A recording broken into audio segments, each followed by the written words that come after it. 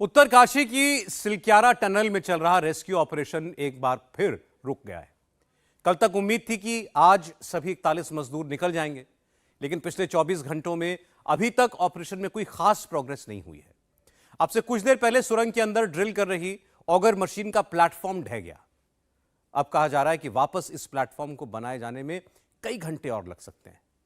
इससे पहले कल रात को ड्रिलिंग के दौरान मोटे मोटे सरिये सामने आ गए थे, जिसकी वजह से मशीन को भी नुकसान पहुंचा और इन सरियों को काटने में भी वक्त लगा।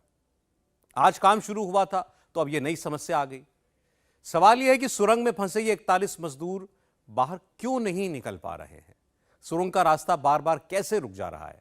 ड्रिलिंग मशीन 48 मीटर पर अटकी क्यों हुई है? और अब बात सिर्फ 12 मीटर की बची है, लेकिन जल्दबाजी करके कुछ होगा नहीं, क्योंकि बचाव टीम को भी नहीं पता है कि आगे उनके रास्ते में कौन सी रुकावट आने वाली है। देखिए एक रिपोर्ट।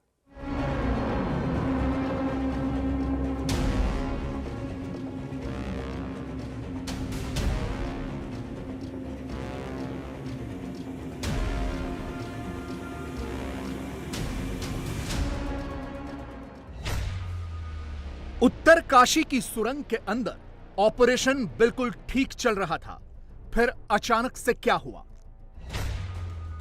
सिलक्यारा टनल के रेस्क्यू ऑपरेशन में कौन सी बड़ी बाधा आ गई? सिर्फ 12 मीटर दूर मौजूद मजदूरों तक क्यों नहीं पहुंच पा रही रेस्क्यू टीम? सिलक्यारा टनल में फंसे मजदूरों को निकालने में अभी और कितना टाइम लगेगा?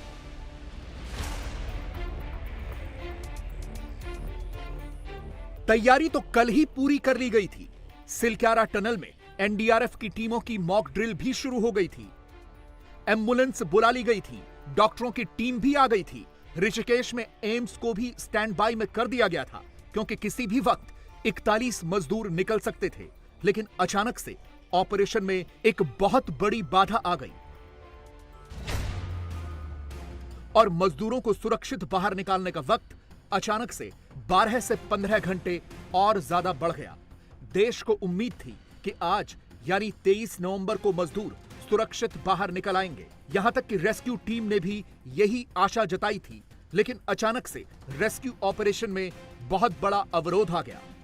जैसा कल आप लोगों को जब सूचना दी गई कि 45 मीटर के तकरीबन हमारा उसमें रास्ता बन गया है, हमारा जो ओगर मशीन है उसने 800 mm का पाइप डाल दिया है, उसके बाद में तुरंत जब उसको किया गया तो उसमें एक हर्डल आया कि एक जब ये बनाई जाती हैं तो एक गर्डल होता है जो ट्रायंगुलर शेप का होता है, उसके अंदर सरिये होते हैं 32 mm का, 25 mm का।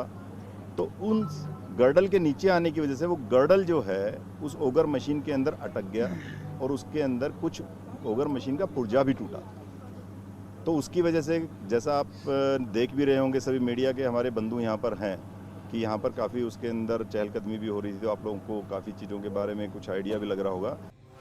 यही वो अवरोध था जो अचानक से कल रेस्क्यू टीम के सामने आ गया। 45 मीटर से आगे सिर्फ 12 मीटर की ड्रिलिंग और की जानी थी, लेकिन अचानक से मोटे मोटे सरिये ड्रिलिंग में आ गए, जिससे ड्रिल कर रही अमेरिकन ऑगर मशीन का एक पुर्जा भी टूट गया। अब यह जांचने के लिए कि अंदर क्या दिक्कत हुई है, पूरी की पूरी मशीन को बाहर निकाला गया।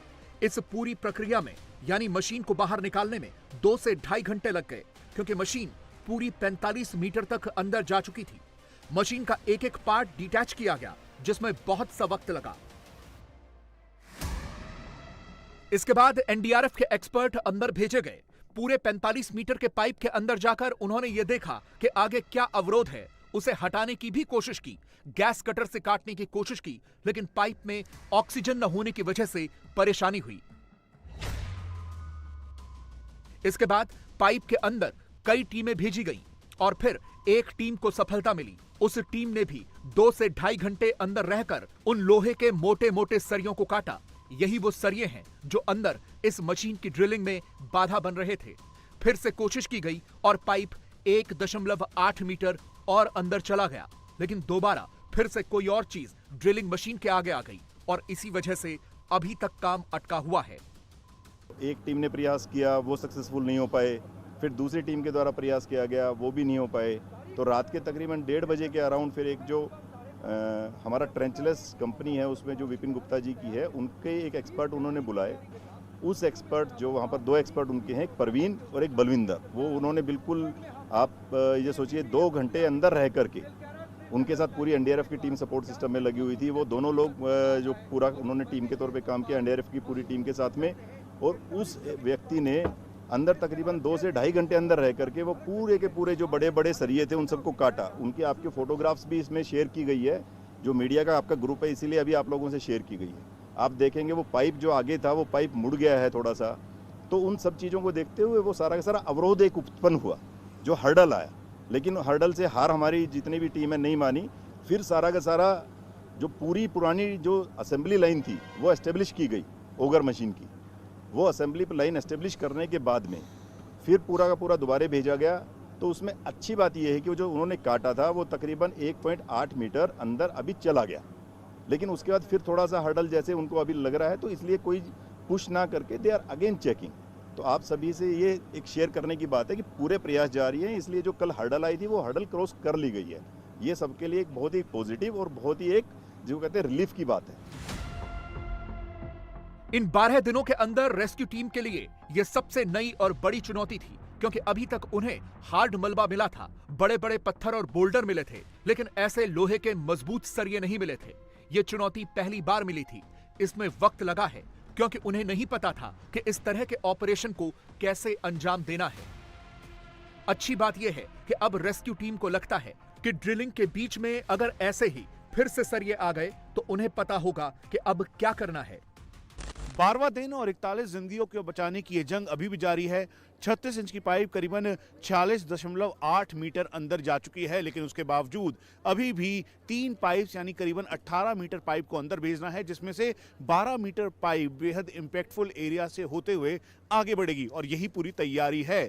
इस समय एनडीआरएफ को स्टैंड बाय पर रखा गया है। एनडीआरएफ के सीनियर ऑफिशियल्स अपने इक्विपमेंट और साथ में मॉनिटरिंग कैमरा लेकर उन्होंने अंदर जाकर एक बार फिर से ड्रिल किया, कोशिश की कि जो एरिया है जहां पर ब्लॉकेज है वहां जाकर पूरा उसे एनालिसिस किया जाए। कल भी जब अर्ली मॉर्निंग यानी करीबन 2:30 बजे सुबह के लगभग जब लोहे की छड़ें आई तो उसको काटने के लिए एनडीआरएफ के जवान पाइप के अंदर घुसकर आगे की तरफ गए, फिर उसके बाद हाइड्रोलिक कटर से उसे काटा और अब इसीलिए एसडीआरएफ उसके अलावा टनल के ठीक बाहर आईटीबीपी के जवानों की तैनाती है और इस बात का ध्यान रखा जा रहा है कि अमेरिकन ऑगर मशीन जो प्रॉपर तरीके से नहीं चल रही थी उसके लिए एक्सपर्ट्स को बुलाया गया है। जो कंपनी दिल्ली बेस्ड है वहाँ से जो टेक्नीशियंस की टीम और साथ में एक्सपर्ट की टीम है वो यहाँ पर आई, उन्होंने उसको देखा, उसको ठीक करने की कोशिश की है। अभी भी कम से कम 10 से 12 घंटे ये बताया जा रहा है कि हो सकता है कि इन तक पहुँचने के लिए लगे। पर असल सवाल यह है कि अब वक्त कितना लगेगा, क्योंकि पिछले 12 दिनों से इंतजार हो रहा है। लगातार ये कहा जा रहा है कि अंदर मौजूद मजदूरों की हालत भी ठीक है, हौसला भी बुलंद है, उनकी तबीयत भी ठीक है, लेकिन वक्त बहुत ज्यादा हो रहा है और लगातार बीत रहा है। अगर इस तरफ से रेस्क्यू में सफलता नहीं मिलेगी तो क्या होगा? रात में 45 मीटर के मुंह पर एक गर्डर आ गया था लेटिस का, उसको हमने सक्सेसफुली रात 6 घंटे काट करके रिमूव कर दिया है। अब हमें लगता है कि बाधाएं जो भी आनी थी उनको हम पार कर चुके हैं। यह हमारी उम्मीद है और यह हमारी आशा भी है, यह हमारा विश्वास भी है। हम चाहते हैं ऐसा ही बना रहेगा, अगले 14-15 घंटों में हम 60 मीटर तक क्रॉस कर लेंगे। 12 से 14 घंटे मुझे वहाँ तक पहुँचने में लगेंगे, ठीक है। उसके बाद मुझे वहाँ पर वर्कर्स को असेंबल करके एनडीआरएफ की सहायता से उनको निकालने में 2-3 घंटे का समय लग सकता है, ये मैं कहना चाहता हूँ। इस बीच मजदूरों का हौसला बढ़ाने के लिए उत्तराखंड के मुख्यमंत्री पुष्कर सिंह धामी और केंद्रीय मंत्री जनरल वीके सिंह भी सिलक्यारा टनल पहुंचे हैं। पुष्कर सिंह धामी ने खुद टनल के अंदर फंसे मजदूरों के सुपरवाइजर और फोरमैन से बात की, उन्हें पूरा आश्वासन दिया, उन्हें बताया कि उनके बाहर आते ही क्या तैयारी की गई है और कैसे खुद प्रधानमंत्री नरेंद्र मोदी हर रोज उनसे रेस्क्यू ऑपरेशन का एक-एक अपडेट लेते हैं।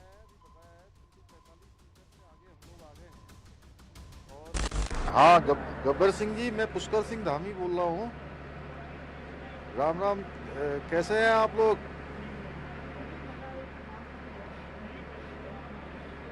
अच्छा, चलिए भाई, बहुत हम लोग बिल्कुल पास पहुँच गए हैं। और बड़ी आप लोगों की हिम्मत है और बहुत ही आप लोगों के लिए सब लोग प्रार्थना कर रहे हैं यहाँ। और हम लोगों को उम्मीद भी है, मैं भी रात से आ गया हूँ, जनरल साहब भी आ गए हैं यहाँ पर। और प्रधानमंत्री जी रोज़ आप लोगों के बारे में रोज़ चिंता कर रहे हैं, रोज़ अपडेट लेते हैं मुझे सवेरे 7 बजे।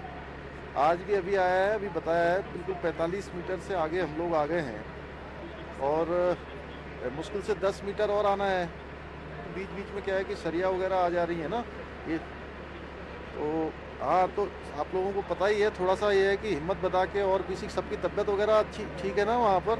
सब लोगों की दुआ है कि जल्दी से जल्दी सब लोग बाहर आ जाएंगे, हम लोग प्रार्थना कर रहे हैं। और यहाँ पर सारी चीज़ें, एम्बुलेंस की व्यवस्था कर रखी है बाहर, जैसे ही आप लोग बाहर आएंगे अस्पताल की व्यवस्था है, उसके अलावा जो भी सब इंतजाम हो सकते हैं वो सारे के सारे हम लोग कर रहे हैं। और बहुत बड़ा ऑपरेशन चल रहा है, पूरे देश भर से सारी मशीनें यहाँ पर आई हुई हैं, सारे एक्सपर्ट आए हुए हैं, विदेशों के भी आए हुए हैं। उत्तराखंड के मुख्यमंत्री पुष्कर सिंह धामी 2 लोगों से बात कर रहे थे, जिनका नाम है गब्बर सिंह नेगी जो सुपरवाइजर हैं और सबा अहमद जो फोरमैन हैं। ये दोनों ही लोग इन मजदूरों के लीडर बनकर उभरे हैं और इन दोनों की बहुत तारीफ हो रही है कि एक नेचुरल लीडरशिप सामने आई है। नेचुरल लीडरशिप इन स्थितियों में हर दफे आती है, जहां पर भी एक कलेक्शन ऑफ पीपल जहां पर होते हैं वहां पर हर दफे एक लीडरशिप आती है। इस केस में भी एक फोरमैन और उसका एक असिस्टेंट, एक उसने लीडरशिप अज्यूम की है। यहां तक कि उसने ये भी बताया है कि वो आखिरी में आएगा, he will be the last person to be evacuated from inside. He has got that much of confidence on himself, that much of confidence on all the assistance which is being done to take him out, all the confidence in the equipment जो वहां पर इस्तेमाल किया जा रहा है। 20 साल का उसका तजुर्बा है, उसको वो इस्तेमाल कर रहा है। So that is a very good thing because he's a natural leader। जब आ जाता है अंदर तो ग्रुप जो है उसके अंदर और थोड़ी ताकत आ जाती है। लेकिन असली सवाल यह है कि जब ड्रिलिंग करके सुरंग के दूसरी तरफ पाइप पहुंच जाएगा तो फिर इन मजदूरों को कैसे रेस्क्यू किया जाएगा, यहां पर यह समझना बहुत जरूरी है। तो जो पाइप सुरंग के अंदर ड्रिल होकर जा रहा है उसकी चौड़ाई करीब 32 इंच है। एक बार जब पाइप पूरी तरह से ड्रिल करके सुरंग के दूसरी तरफ पहुंच जाएगा तो फिर इस पाइप के जरिए सिलक्यारा के साइड से एनडीआरएफ के जवान सुरंग के अंदर जाएंगे। एनडीआरएफ के जवान अपने साथ रेस्क्यू के उपकरण और स्ट्रेचर लेकर जाएंगे। इसके बाद इन मजदूरों को स्ट्रेचर के जरिए ही रेस्क्यू किया जाएगा। स्ट्रेचर को खास तौर पर तैयार किया गया है और उसमें पहिए लगाए गए हैं। जैसे ही मजदूर स्ट्रेचर पर लेटेगा तुरंत दूसरी तरफ से मौजूद एनडीआरएफ की टीम उसे रस्सी के सहारे खींचेगी और इस तरह से एक एक करके सभी 41 मजदूरों को रेस्क्यू करके बाहर लाया जाएगा।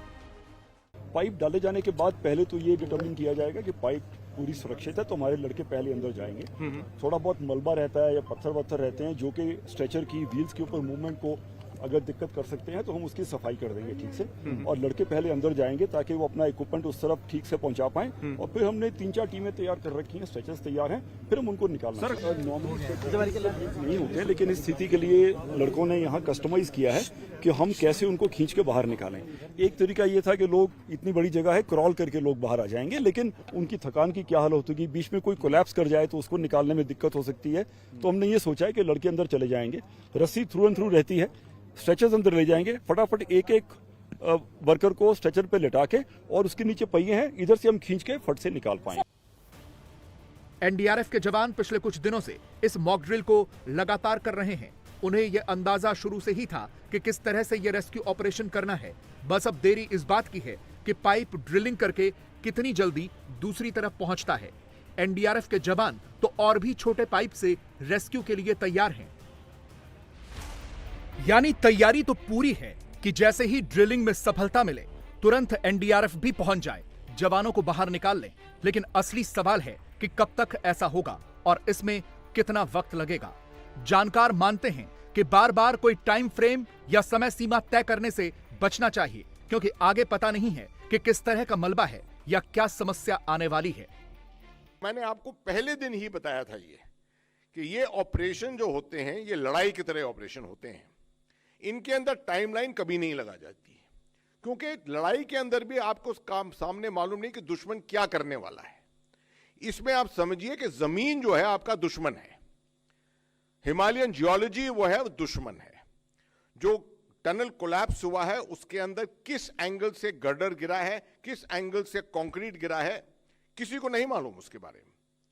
और यही चीज हुई है कल रात को, जब अंदर ऑगर गया है तो उसको एक गर्डर मिल गया और गर्डर को पार नहीं कर पाया, तो फिर पूरे जो रिसोर्सेज थे उनको इस्तेमाल किया गया ऑगर को निकालने के लिए, अंदर ऑक्सीएसिटिलीन टॉर्चेस भेजने के लिए, उसके बाद ऑक्सीएसिटिलीन टॉर्चेस से उनको गर्डर्स को काटने में। इस सब चीज में वक्त बहुत ज्यादा लगता है और कोई ये नहीं कह सकता कि 2 घंटे में हो जाएगा। ये काम बड़ा आर्डुअस काम होता है। इसके लिए स्पेशलिस्ट जाते हैं अंदर। जो इसमें सांस लेने में प्रॉब्लम होता है, जब ऑक्सीएसिटिलीन के साथ आप काम कर रहे हैं, वहां पर 1.5 घंटे का सिलेंडर आपके पास अवेलेबल है ऑक्सीजन का।